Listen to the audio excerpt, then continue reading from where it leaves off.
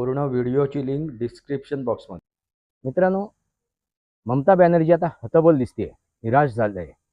तिने आपला पराजय स्वीकारला आहे, मान्य केला आहे, पण ती दाखवत नाही आहे. तो पराजय तिच्या वर्मी बसलेला आहे आणि तो पराजय होऊ नये, आपला परत एकदा विजय व्हावा यासाठी ती साम दाम दंड भेद, आता त्या भेदाकडे गेली आहे, ती दंडाकडे गेली आहे.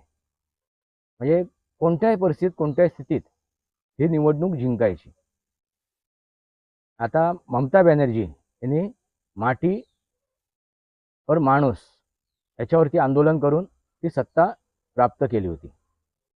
माटी माणूस, आता माणूस राहिला बाजूला आणि माटीसुद्धा राहिली बाजूला आणि पूर्ण त्या राज्याची माती करून टाकली.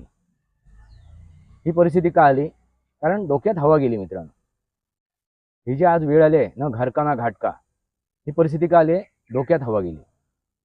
आपण कसंही चालू, कसंही वागू, काही करू आणि ह्या लोकशाहीला, ह्या लोकतंत्राला कसाही वाकवू, आपण वाकवू शकतो, झुकवू शकतो, अशी जी एक भावना तिच्या मनात निर्माण झाली ना, आणि तिने त्यावेळेपासून, त्या क्षणापासून हुकुमशाही चालू केली. आपणच ह्या राज्याचे, पश्चिम बंगालचे सर्वेसर्वा आहोत, राजे आहोत, आपण हुकुमशाह आहोत आणि आपल्या हुकमेवरती तालीम झालं पाहिजे. प्रत्येकाने ऐकलं पाहिजे. हा देश, ह्या देशातील माणसं माझे गुलाम आहेत, ही तिची भावना झाली.